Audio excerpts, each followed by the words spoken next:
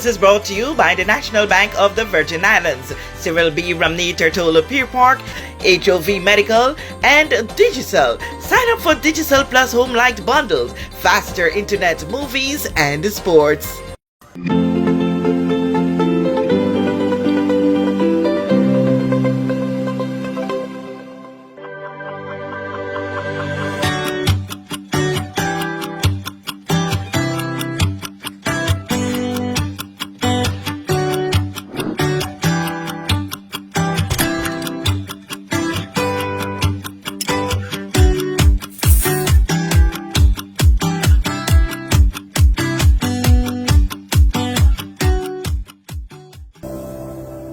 I saw a home got burnt, all the persons who lived there were out, and they lost every single thing.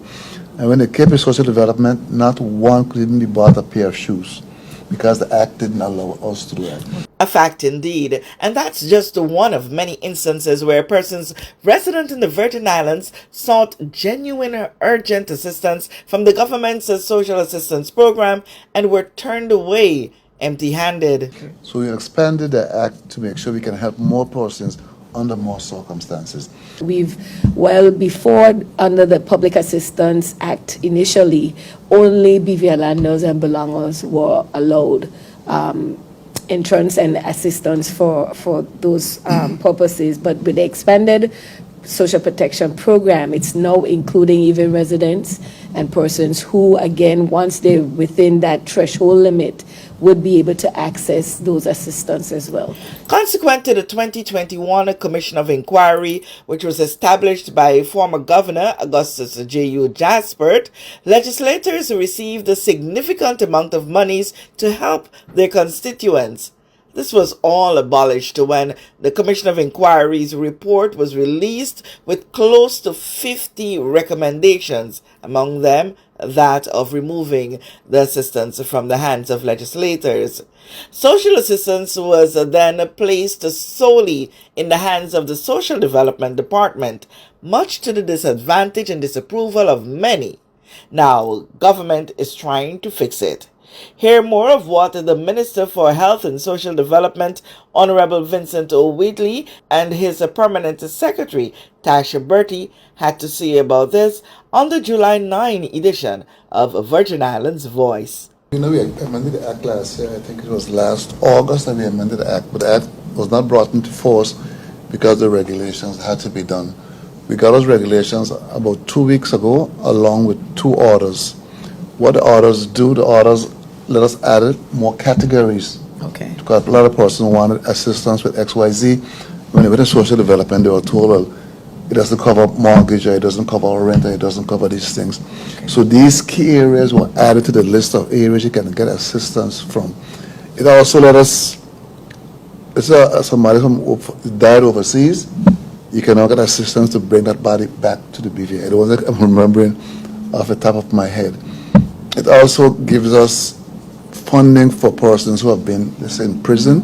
You've been in prison and now you're released. You can now get assistance until you kind of catch yourself. Okay. You school uniforms and various things like that, that currently you couldn't do it. We're trying to make the system also a lot more efficient. Instead of waiting maybe 3 or 4 weeks to do certain things, it can happen a lot quicker. We're trying to implement something that we haven't quite achieved yet, and that is a quick emergency amount of money. Let's say you're hungry. If I come to you and I'm hungry now, why do I hear a story about tomorrow or next week? I need some relief immediately. Okay. We're trying to figure out the best way, because on top of all, we must be accountable for all the money and all the help that we give. In case we audited, we want to make sure every single thing is above board. But how is balancing the quickness with the efficiencies with our accountability? That has been a major challenge for us. P.S., any more details on the areas that we have? Sure, Minister.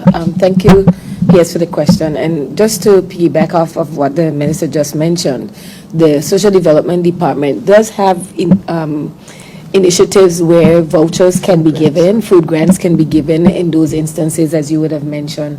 But in addition to that, we've expanded the eligibility criteria even with the adjustments to the Amendment Act as well as the regulations. So let's say we have a youth between the age of 18 to 23 who may have been in care and protection through the Social Development Department. Of course, these individuals now becoming adults, still in college and so forth, would need some sort of assistance. So that, again, is an area of eligibility that has been expanded. Dependent children of persons who've been incarcerated would also be able to get assistance. I think the minister would have mentioned persons who are seeking medical care overseas, as well as victims of domestic violence and persons who may have to be repatriated for remains. Those things were mentioned earlier. We've also expanded the benefit options where one-off grants perhaps could be given for, which would cover emergency and disaster relief sort of situations, childcare support, temporary housing, repairs due to a crisis.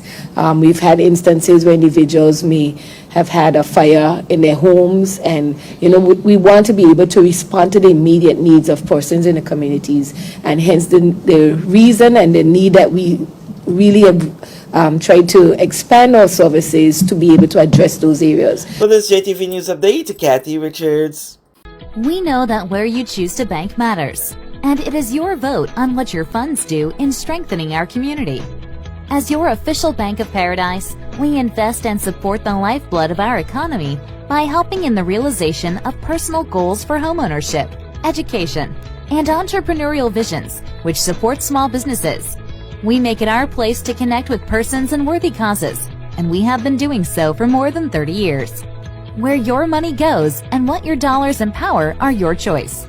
And we thank you for choosing us, a bank that gives where it matters the most, for you, for our community, and a happier tomorrow. The National Bank of the Virgin Islands.